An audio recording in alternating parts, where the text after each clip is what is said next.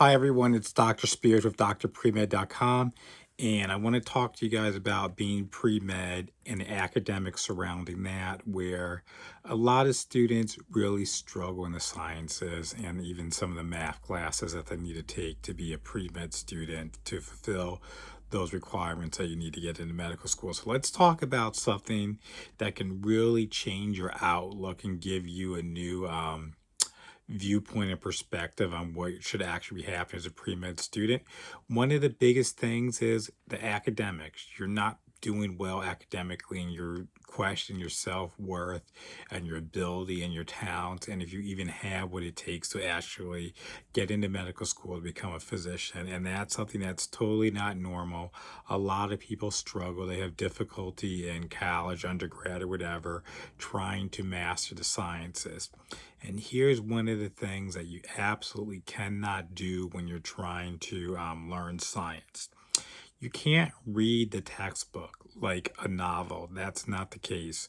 Think about when you study for your math classes. Did you read the textbook? No, you did problems and you learned facts. And there's a reason why math and science go together, because they both are the same thing. You guys need to learn facts to excel well in these courses. And a lot of times students fall into something where they think they know a topic when they actually don't know the topic very well. And that's something where you become familiar with the material, where you think, okay, I'll open the book, I'll read it. Yeah, this looks good. I'm pretty sure I'm solid on this material. But then you get into the test and you're basically blown out the water. And you're like, man, I knew a lot about the thyroid, but I didn't know the difference between the T3 and the T4. And the professor's asking me all these questions on these topics, and I'm just getting it wrong because I don't have this level of knowledge that I thought I did. What means is you're familiar. Like if you look over, you flip a page, yeah, you might know it because you see it, but you don't really know it well enough to take a test on it. And the biggest way to determine whether you know a material well enough is if you can teach it to somebody else. If you can't teach it to somebody else, that means you don't know it well. Or if you don't have anybody to teach it with, can you just talk out loud and verbalize what you're doing academically? And if you have trouble doing that, that means you're not strong in a topic and you need to work on that to become a better a better student of that material so that you can excel on it. And so another thing that you can also do is you can get a whiteboard and you can draw out and write out everything that you need to know about a topic. And if there's a lot of gaps, if there's things that just don't make sense, or you look at the whiteboard and you're like, wow, there's really not much here, then that means you need to go back and reevaluate what you're doing to study and how you learn. And I want to talk to you guys about a very famous, prominent physician that most of you guys may or may not have heard of, and that's Dr. Ben Carson. And we're not going to discuss anything about his politics because he ran for president, he had the Republican primaries and all of that. Didn't get it, obviously, but we're not going to focus on, we're going to focus on Dr. Ben Carson, a physician. And here's one of his books that he has. What is it? Right here. It's called Take the Risk by Dr. Ben Carson. And one of the things to consider in this book is that I look over after all these times with Dr. Carson and everything about his story and how he was like a famous neurosurgeon at Johns Hopkins, separated conjoined twins, and all these other experiments, and just first in medicine was what happened to him. Graduated high school, did extremely well, got into Yale for undergrad, and he got to Yale and realized, wow, these people are totally the best at what they do. And he talks about sitting around the cafeteria, people going over their SAT, ACT scores, and everybody in that table had scored higher than him. And that was just a shock to him. But then the thing was, he got into medical school. He got into the University of Michigan Medical School, so one of the top rated medical schools in the country. And then after their first set of exams, which was 6 weeks in the medical school, he got called down to meet with his academic advisor, who looked over his transcripts and said, Ben Carson, you're a really intelligent, smart guy. but it doesn't seem like medicine's something for you. And there's really probably something else that you can do to save yourself a lot of time and effort in this process. And this was basically shattering to Ben Carson because he had this dream, he had this ideal that he wanted to be a physician, he wanted to be a doctor, and somebody's telling him that it doesn't look like that's going to happen for him, and he needs to think about something else to do. And I know a lot of pre-med, you guys tell me that you meet with your pre-med, pre-health advisors. They take one look at your transcript and they tell you, you know what, maybe you're not cut out for the sciences and medicine because it's just an uphill battle. And we don't see that you have what it takes in comparison to the other students who excel and get into medical school. So maybe you want to think about a plan B or an alternative career path. So that was like very humbling and demoralizing. Really, it was impactful on him. And he said, you know what? I'm here. I want to be a doctor. I'm not going to give up on this. The advisor was telling him, well, maybe you could take a reduced course load. It will take you longer to graduate. And eventually you could become a doctor. And Dr. Carson said, you know what? Looked at the advisor. I said, thank you for your time. And then he left. And then he contemplated everything about his background, how he did well and what courses and what course he didn't do well in. And he learned that sitting in lecture for 8 hours a day, listening to a professor drone on and on, just wasn't the way he learned and retained information. So he decided that he was going to do something totally different. He was going to forego going to medical school lectures and he was going to read because reading was his ideal way of learning. However, he said he didn't totally neglect lectures because you had scribes, people who went to class, took notes, so he got the scribe notes, he used that. And then he also went and got previous exams from previous years and looked over and said, okay, so they're going to test me on the Krebs cycle, but not just all of it. They want me to know the first 3 parts of the Krebs cycle, so I need to know that code. And Carson also, what he did was he said, I can't just read this information. I actually need to be able to retain it and know it. And so what he did, he said, I'm going to learn this information inside out. And so he made flashcards of all the factoids and information that he wanted to know. But then also he spoke that information and make sure he could recite it forwards, backwards, left, and right. And it made sure that he had a keen, deep understanding of the information. And doing that, he said there was no way that he was going to fail an exam or not do well in any of his medical school exams going forward because he had taught himself how to learn in the most efficient manner that worked for him. And that's what a lot of pre-med students, you guys aren't doing. You guys are just following strategies or tactics that just give you superficial knowledge but not a deep understanding. And then you take these exams and the professors are asking you to go deeper. They're like, okay, we expect you guys to do the reading, we expect you to do the problems, but now can you apply this information? If you guys haven't taught yourself or assessed whether you're able to do that, that's why you're struggling and you're running into trouble with your exams. So that's what I want you guys to change, is not to just have superficial knowledge, not to just, oh, I read, did problems, but really assess, do you know this material? Are you comfortable taking a quiz on this material? Are you comfortable teaching this material to somebody else? Put yourself in the shoes of your professor and ask yourself, what are they going to ask you about this? What are they going to find important? What are going to be the exceptions to the rule that they're going to test you on? And you guys need to start doing that when you're studying and when you're learning. And if you do this, you're going to see success. Your academics are going to change, your scores are going to start going up, and you're going to have more confidence in yourself. And the biggest way to know whether you know the material or not is not only with taking practice tests and doing quizzes and all of that, but being able to teach the material to somebody else.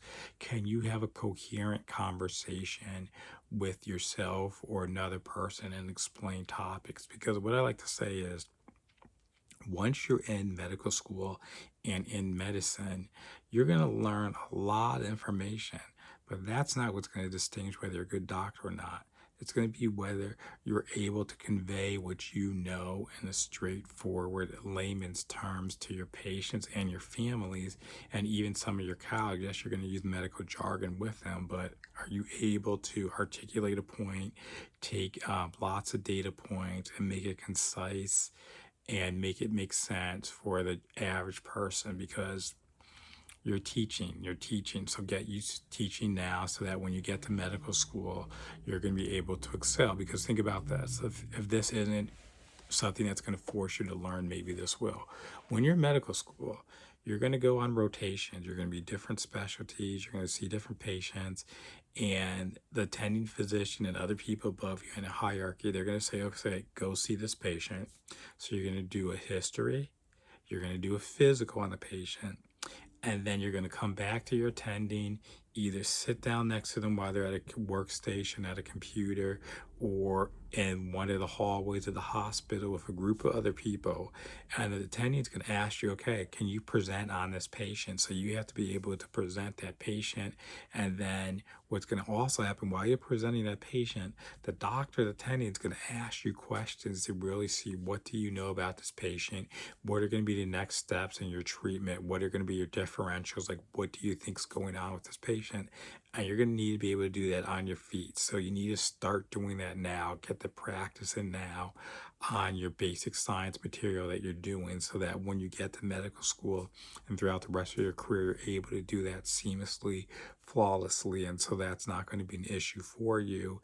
And then also it's going to even help you as a pre-med student when you're taking your exams, because if you're sitting there taking a test, going through the questions, and you kind of not sure about something, you can just think in your head, like, okay, how do I teach this?